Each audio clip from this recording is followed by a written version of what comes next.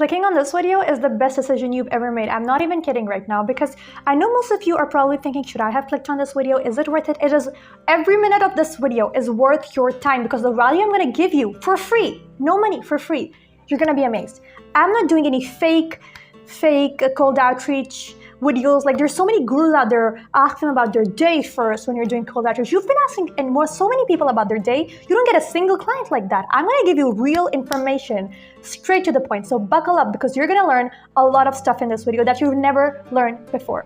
I've been doing cold outreach for 2 years now, and this is everything I've learned. I'm going to lay out all of my knowledge in this video. So let's get started. Whenever you're doing cold outreach on any platform, may it be Facebook, may it be Instagram, may it be LinkedIn, any platform, you always want to keep the first message short, because you're reaching out to a stranger. You're a stranger to them, right? They don't effectively know you. And nobody reads a long message sent by another person, sent by a stranger. So let's say you're a normal person. Some stranger reaches out to you, sends you a long message with 3 paragraphs and so many lines. You're not going to read that. You're immediately going to ignore it, because you don't have time. Human brain needs attention quick. They need to move on, next. If you send a long message, they're going to ignore you. That's what's going to happen. So you always want to keep your first message short. I'm going to tell you exactly a funny story, actually. Once a person reached out to me and they run paid ads, right? They want to pitch me that I will run paid ads for you, pay me this amount of money. And then, okay, I would have paid them, but the first message that they sent to me was so long. Like, it was around 4 paragraphs. Hi, hope you're doing good. Yesterday I was talking to my friend Rubika, and she had problems running paid ads. So I ran paid ads, and we talked about this, we talked about that. Like, you're a stranger to me. Respectfully, I don't care about your friend. Just tell me, what results are you going to provide for me? End results, quickly, in 3 lines, the end results that you're going to get me. And he wrote this long story about his friend Rubika. I don't know who these people are. Never talked to these people before. Are you kidding me right now? So I didn't read that message. I wish I had the screenshots. I would share it with you immediately. But I didn't read that message, and I immediately declined their message request. It was so funny. I kept scrolling through the message, a first message that the stranger sent me. I kept scrolling through that message, and it didn't end. It was such a long message. And I bet that person did not even get 1 client with that message. It was so long. I don't want to humiliate that person. If you're watching this, you're a great guy, but you need to change your script, okay? First, such a long message, nobody's going to read it. You have to keep it as short as around 3 to 4 lines. 5 maximum, but not more than that. I'm also going to share an example with you on my iPad. This is what most people are doing, right? You don't want to do this. So their message, the message of the person that I'm going to show you, it's not even that long, but it's still long enough that nobody wants to read it. You have to keep it very, very short. In fact, I'm going to tell you a secret. I always keep my message around 3 lines long. 3 lines maximum, 2 lines the best. Literally 2 lines the best. And if it goes maximum, I keep it around 3 lines long. That's literally it, and I get so many replies. I'm not even kidding right now. So, if you look at this, message that this Jackson Alex sent me, I'm going to share it here as well. He said, "Hi, Andremene, I came across your profile." Very bad first opening line. I came across your profile. That's when I realized he's just like an other scammer. Because I came across your profile, so many people are using the same intro. Hi, I came across your profile. Everybody knows you didn't go through their profile, because thousands of people are just sending the same message. I came across your profile. No, don't send that, okay? When you say I came across your profile, you immediately lose them, because there's thousands of other people saying the same stuff. I came across your profile. So why would they reply to you? You have to separate yourself from the competition. Go with something like, "What's up, Andrea? Just wanted to see," or something else, right? Don't say I came across your profile. Don't say that, because thousands of people are already using this. You don't want to use what everybody else is using. Okay, let's go to the next message. "Your work looks amazing. If you're looking to expand your business but feeling stuck with daily operations, we're here to help you." Again, a really bad thing to say, because this makes no sense. If you're looking to expand your business but feeling stuck with daily operations, if they're explaining my problem. I don't want to know what my problem is. I want to know the end results you can get me. What can you get me? How many calls? How many money can you help me make? How many clients can you get me for my program?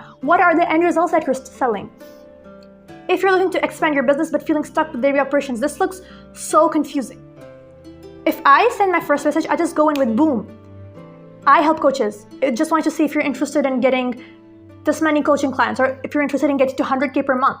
Right? This is the end result. You have to sell the end result in the first message. You don't have time. You don't have enough space to say, if you're feeling stuck with daily operations, we're here to help. No. Okay?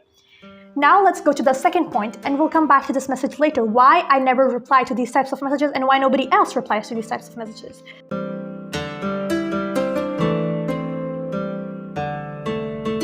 So the second thing that I always want to explain to my people is make it easy to read.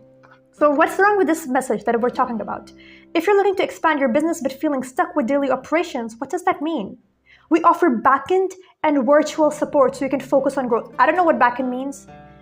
Virtual support, I don't know what that means, virtual support. Okay, they provide online support, but I can take that from literally anybody in my home. I can get that from my sister. Hey, can you please give me support? What does that mean? They're not providing any end results. To virtual support, so you can focus on growth. And while we handle the rest, you can focus on growth. While we handle the rest, what exactly are you going to handle? What exactly are you going to provide for me? What results are you going to get me? This doesn't make sense. This message doesn't make sense. I don't know what end results I am getting, and they're using difficult English like backend and virtual support and daily operations, feeling stuck. Bro, I don't know you, and I don't know the meanings of these words. I need simple English. So always use simple words that you use with your friends. Don't make it too formal. This message is too formal, and it looks like they're trying to scam me of my money. Don't make it too formal. This is so important. This is actually the most important one. Never send links in your first message. As soon as you send the links in your first message, it seems like you're a scam. Bro, I'm not even kidding. As soon as you send the first message, link in your first message, you don't know this person, and you've sent them a link. Are you kidding me? Let's look at this example right here. Founder, look at the last lines. He sent me a link. He sent me his website, his email, his, I don't know, another website. I don't know what this thing is. Ever heard of cyber crimes? Yeah, don't click on unknown links. That every person knows that. Definitely not from a stranger with the first message. Of course, you can send them a link when you've gone back and forth with them for a while. But if you're sending a link in the first message, no one's going to read that. So never send links in your first message. Here's the problem with this message. As you can see, I'll just add it, that they've sent their email, their website links. Don't do that. And also, I forgot to add in this message, as you can see at the end, warmly Jackson Alex, founder and CEO. That's too formal. Don't say anything warmly. Just end it with open to chat or interested, just like that. And that's actually my next point. You have to make it something easy to reply to with a yes or no, right? You just have to reply with a yes. You just have to make them reply with a yes or no. Just make it really easy to open up for a chat. So you can end it with open to chat or interested. Don't end it like this guy did. Warmly Jackson Alex. Bro, that's too formal. What am I supposed to reply to this, even if I am interested? Don't make it too formal. I'm sorry, Jackson. Sorry for exposing you, bro, if you're watching this video. I'm just telling you what you need to improve, and I hope if you watch this, you can improve it as well. Okay, so after that, after you made a really easy, open to a chat type of first message, trust me, this works. So you have to just keep it like 2 to 3 lines long, and just really simple English, like a friend reaching out to a friend. Just act like a normal human. So after you've got them interested in your first message, there's a very specific framework that you have to follow to make sure they're qualified, one, and to book them on a call with you. And I'm going to tell you that framework. So as soon as they say something like, sure, I am interested, what are you going to do next? You're going to send them information about what you do. Just a small paragraph, a really small, but it can be longer than your first message, than your opening message. For example, you use 2 lines in your opening message. They say they're interested. Then you give them in 4 to 5 lines exactly what you do. So let's say you are an agency that targets coaches, right? You help coaches get clients. So you just have to say in the second message, after they're interested, I help coaches get coaching clients, and I target people in your city, so you get maximum clients. And then you have to go in with a qualifying question.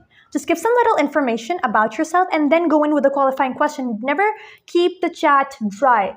You have to ask them a qualifying question so they can reply to it. If you keep the chat too dry, they don't know what to reply with, and they won't say anything. They'll just scenes on you. So after you give information about exactly what you do, you have to ask them a qualifying question. For example, you target coaches that make at least $10,000 per month, right? So you have to ask them a question like, what's your current monthly revenue? Give some information about yourself, then ask them a qualifying question. After they answer that qualifying question, let's say they say, I make $15,000 per month. Okay, they meet your qualifications. After that, you can ask them more qualifying questions, or Or you can just book them on a call with you. If you don't have any more qualifying questions, then you can just book them on a call with you. I would suggest that you always ask only one qualifying question, because people get a little confused. They don't want to answer too many questions on the messenger. So at least ask one. At most, ask 5 qualifying questions, and then send them your booking link. Then you can easily send them your calendar link or whatever link you use, so they can book a call on that link, or you can also book them in yourself.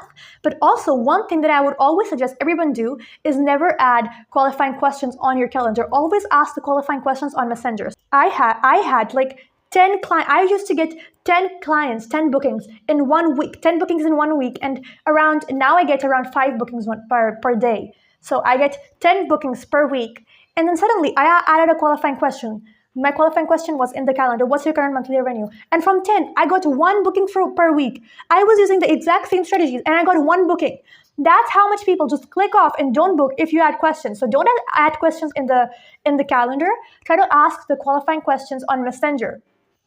Okay? Now, of course, the case is different. If you hired upon Messenger, you don't know if they answered the question. So try to keep the questions in your calendar. Even if you have to add the questions in the calendar, try to keep them as short and as less as possible. Don't ask too many questions on the calendar, or people are not gonna book. So this is it for today, guys. If you find this helpful, make sure to share it with other people who are in business. And if you want me to make a whole step-by-step process on exactly how you can get exactly what message to send, what not to send, then I am going to make that video. You just have to just say in the comments cold outreach, and I'll make another video about exactly what messages to send and what not to send in cold outreach. See you in the next one. Bye-bye.